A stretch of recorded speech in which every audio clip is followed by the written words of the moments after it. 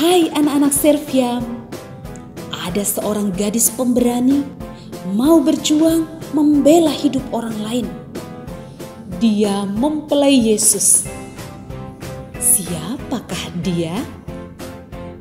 Let's go! Hai Suster Lorenza. Oh, itu Santa Angela. Itu adalah pendiri dari Orde Santa Suster Ursulin.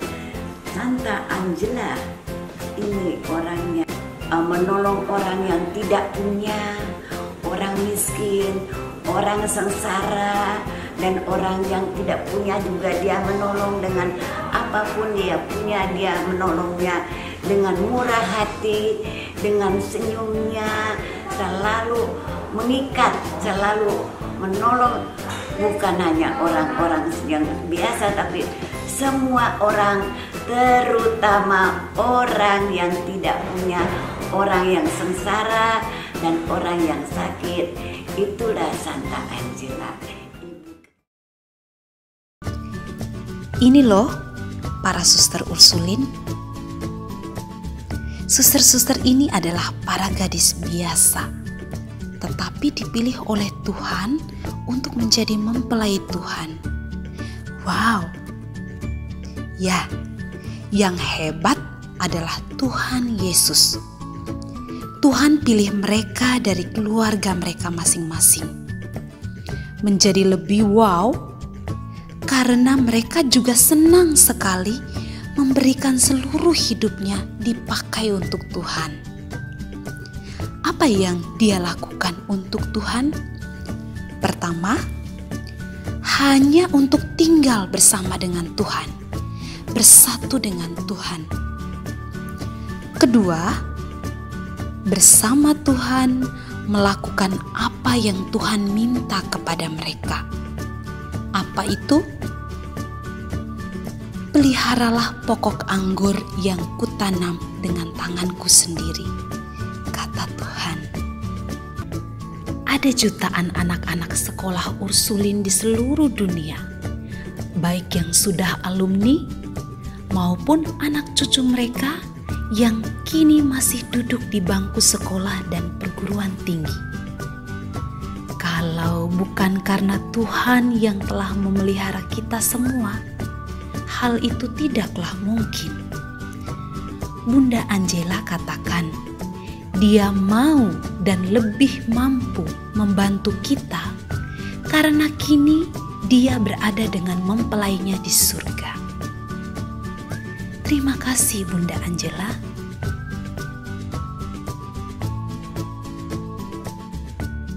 Against the tide, itu istilah Santa Angela. Apakah dia seorang pemberontak? Mari kita dengar Santa Angela, Who Against the Tide. Perang perebutan kuasa kerap terjadi di dunia Eropa sampai ke kota Angela, yaitu Brescia. Situasi perang memang sangat menyedihkan, menyebabkan banyak kematian. Anak-anak tidak mempunyai ibu dan bapak. Banyak anak tidak dididik. Angela yang masih muda ingin sekali membantu situasi ini. Tuhan, apa yang bisa aku lakukan? Tanyanya selalu kepada Tuhan. Angela memilih hidup tidak dibiara, namun juga tidak menikah. Orang-orang lain menganggapnya aneh, tetapi buat dia, jangan sampai kita tidak mengikuti dorongan Roh Kudus demi cinta kepada Tuhan dan keselamatan jiwa sesama. Hatinya begitu tertarik untuk mendampingi anak-anak agar mempunyai moral yang baik, agar anak-anak itu bisa bertumbuh menjadi anak-anak yang bahagia dan jiwanya diselamatkan dari pengaruh dosa. buku kecil ini loh. Kalian kan tahu kalau Santa Angela tidak sekolah seperti kalian, sekolah formal. Tapi sedikit ia bisa membaca karena diajarkan oleh ayahnya. Namun Angela punya tulisan yang luar biasa. Bagaimana mungkin? Jadi, dalam persatuannya dengan Tuhan, dia ingin menuangkan segala yang dikatakan oleh Roh Kudus secara tepat dan tuntas untuk diwariskan kepada semua putrinya yang akan mengikuti jejaknya. Gabriel Cosano, sahabat Angela yang baik dan tulus hati, menolong Angela menuliskan apa yang didiktekan Angela secara hati-hati. Inspirasi dari Roh Kudus jugalah yang membuat kelompok yang didirikan oleh Angela masih bertahan hingga saat ini dalam usianya yang ke-485 tahun. Angela mengatakan dalam buku ini, jika Tuhan yang menanam, siapakah yang berani mencabutnya? Luar biasa, karena Roh Kuduslah Angela bisa melakukan semua itu. Cucu-cucuku yang diberkati Tuhan, apa kabar? Bunda Angela meninggalkan pesan kepada guru-guru maupun orang tua, papa, mama di rumah. Pesan itu ialah dandani anak-anak sebaik mungkin secara rohani untuk kemuliaan Tuhan. Anak-anak waktu datang ke sekolah didandani dulu tidak? Jadi waktu papa mama mendandani kamu, sekarang Bunda Angela ingin memberi dandanan yang rohani.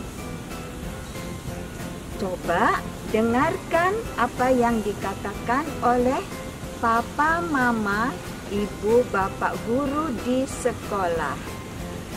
Terima semua pesan itu dengan baik sebagai suara Tuhan yang bicara kepada kamu. Kamu senang tidak mau mendengarkan suara Tuhan? Senang ya? Juga sikap terhadap ibu, bapak guru, papa, mama di rumah, supaya kita perhatikan apa yang indah kita ikuti, yang tidak indah kita coba bicarakan dengan baik untuk menjadi persembahan kepada Tuhan.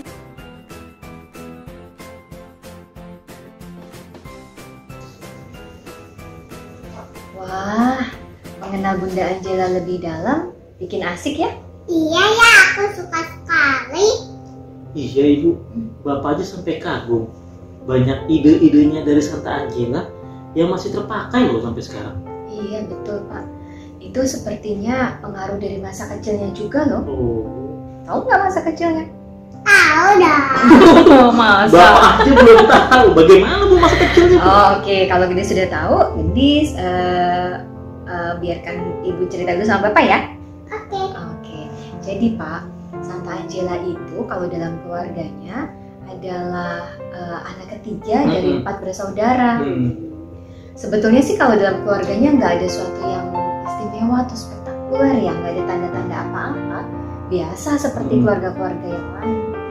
Hanya saja karena ayah dan ibunya bertani, jadi Santa Angela dan saudara-saudaranya banyak menghabiskan waktunya di sekitar lingkungan pertanian dan ladang. Namun ada satu hal yang ditanamkan oleh keluarga ini dan itu sangat baik, yaitu cinta kasih antara ayah, ibu, dan anak-anaknya sangat kental. Iya, sangat kental. Contohnya begini, kalau misalnya nih ibunya yang bernama Ibu Katarina Biancosi, ibunya sedang memasak. Terus ayahnya yang bernama Bapak Giovanni Merici pasti akan menemani anak-anaknya bermain sambil bercerita. Nah sebaliknya, kalau misalkan ada sikap anak-anaknya yang kurang tepat, mungkin ada yang kasar atau kurang sopan, pasti ibunya, Ibu Katarina Biancosi itu akan menegur dengan tegas tapi lembut. Hal baik yang kedua adalah berkaitan dengan legenda emas. Disinilah rahasia besar yang daripadanya Angela kecil menjadi perempuan yang pemberani, lembut, dan visioner yang dipilih oleh Allah.